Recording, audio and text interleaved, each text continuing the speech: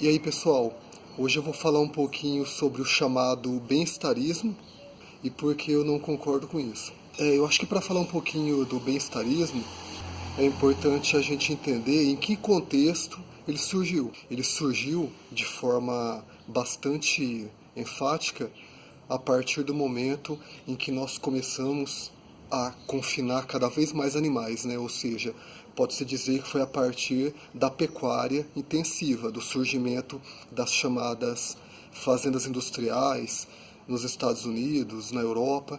Então surgiu um clamor em torno do chamado bem-estar animal, ou seja, vamos reduzir, né, o sofrimento dos animais só até o momento em que eles forem abatidos. Então, dá para entender que é uma contradição em essência, né? Existe um paradoxo desde o começo em que nós começamos a criar animais até o momento em que nós os matamos. Eu costumo chamar o bem-estarismo de um afago na consciência e no ego humano. Por quê? Porque ele existe com o propósito de amenizar, né, o nosso mal-estar em relação ao sofrimento animal, legitimar, né, a ideia de que está tudo bem em explorar os animais, desde que eles sejam supostamente bem tratados até o momento em que serão mortos. Então, a gente pode perceber que é bastante, né, contraditório, mas é muito usual e é algo que realmente engana, né, grande parte da população.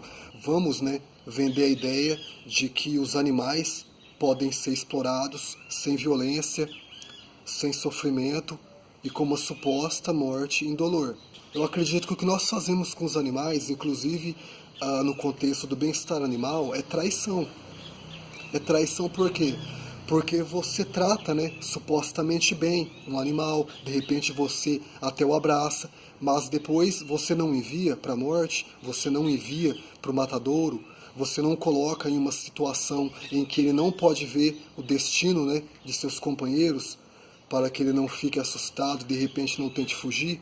Tudo isso pode ser interpretado como uma maldade, né? Uma crueldade, uma barbárie, porque nós não nos colocamos, né, no lugar daquele animal. Você ser enviado, né, para um lugar, você não sabe o que vai acontecer com você e de repente você ouve, né, um barulho, um gemido de uma pessoa, né? De repente morrendo, falecendo, algum indicativo, né, algum sinal que te leve a inferir isso. Imagine um animal nessa situação. Animais são inteligentes, animais não são estúpidos, né? Animais têm consciência, animais têm inteligência, né? Para além de uma questão óbvia, né, que é a ciência. Eu acho que essa deveria ser, né, a nossa baliza moral e ética. Nós deveríamos ter real consideração por isso para se evitar realmente atitudes arbitrárias, para se entender que o lucro não deve estar acima da vida. Nós podemos partir de uma premissa básica, que é o quê? Quem quer viver não quer morrer. Quem quer viver não quer passar por nenhum tipo de privação, por mais leve, né? Por mais superficial que isso pareça. Na realidade, os animais querem viver por seus próprios termos, mesmo aqueles que são criados com finalidade de consumo. Claro, os animais desde muito tempo são geneticamente modificados. Eles não são criados com um propósito, né, de ter autonomia, de ter a sua própria vida. Mas ainda assim, eles têm aquela vocação, eles têm aquela identificação que persiste dos seus antepassados, né? Antes mesmo deles serem geneticamente modificados. Um exemplo disso é quando você tira um animal de uma área reduzida de confinamento e o liberta, mesmo que temporariamente. Você vai perceber que ele vai vibrar, que ele vai querer correr, que ele vai querer, né, sentir o ar, que ele vai querer sentir alguma coisa naquele momento. Isso é um indicativo, né, do quanto ele valoriza a vida. Então, realmente, o bem-estarismo ele vai em oposição a tudo que acreditamos em relação ao valor da vida. Ele é apenas um amortizador, né? Quando alguém fala para mim sobre bem-estarismo, eu costumo dizer o seguinte: alguém, né, de repente, me mantém confinado durante um período, mas o meu destino já está traçado, um tiro, né, na minha cabeça. Isso, o fato de eu ter sido bem tratado antes de receber esse tiro na minha cabeça, minimiza? o prejuízo? Minimiza o fato de que eu fui morto? O fato de que eu fui privado de existir?